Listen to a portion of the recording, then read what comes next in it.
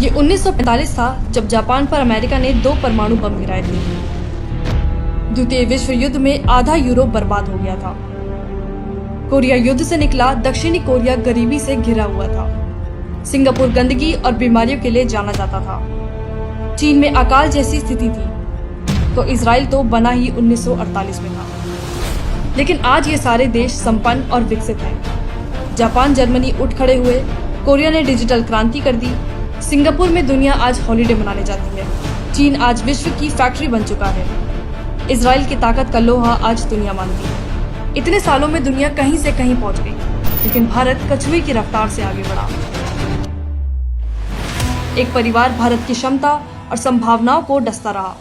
नेहरूवादी समाजवाद की वजह से 1950 से 1990 तक भारत की जीडीपी की विकास दर सिर्फ 3.5% रही, जिसको हिंदू विकास दर कहकर सेक्युलरों ने मजाक उड़ाया।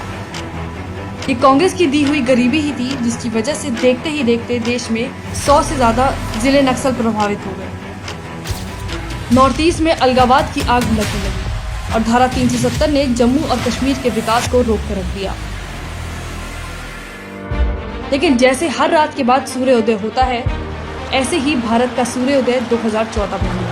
मैं नरेंद्र दामोदर दास मोदी सरकार ने धारा 370 खत्म करके जम्मू और कश्मीर को 2 परिवार की गुलामी से आजाद कराया, जिसके बाद राजौरी में आजादी के बाद पहली बार 20,000 घरों तक पहुंची बिजली आ गई तो जैसे एक रोशनी आ गई हमारे घर में। हमें बिजली की बहुत बड़ी जरूरत है। इससे पहले हम बहुत दिक्कत थे और बहुत तंगदस्त थे हर चीज से।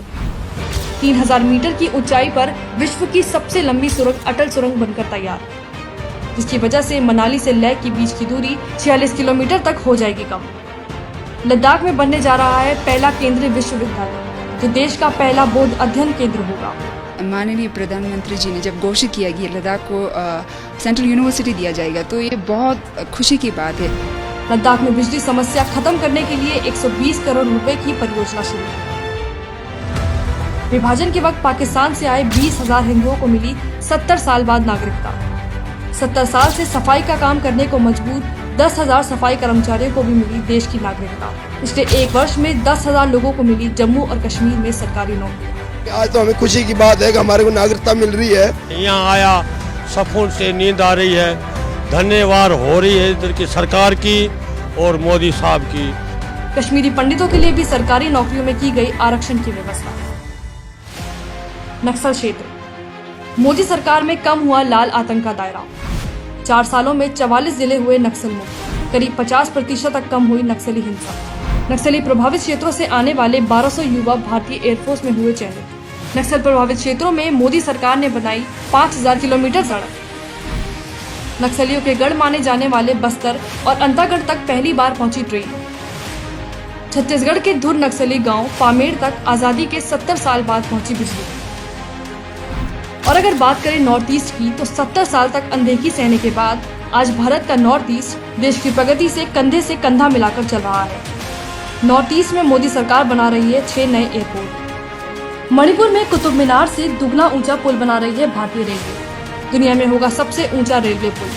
गुवाहाटी को मिला देश का सबसे लंबा रिवर रोपवे, ब्रह्मपुत्र नदी के 2 किनारों को जोड़ेगा। 2022 में आजादी के बाद पहली बार सिक्किम तक पहुंचेगी भारतीय रेलवे। अलगाव, नक्सल और आतंक के गढ़ माने जाने वाले क्षेत्रों में ये मोदी सरकार की विकास की सर्जिकल स्ट्राइक है, क्योंकि जो 70 साल में नहीं हुआ वो अब हो रहा है।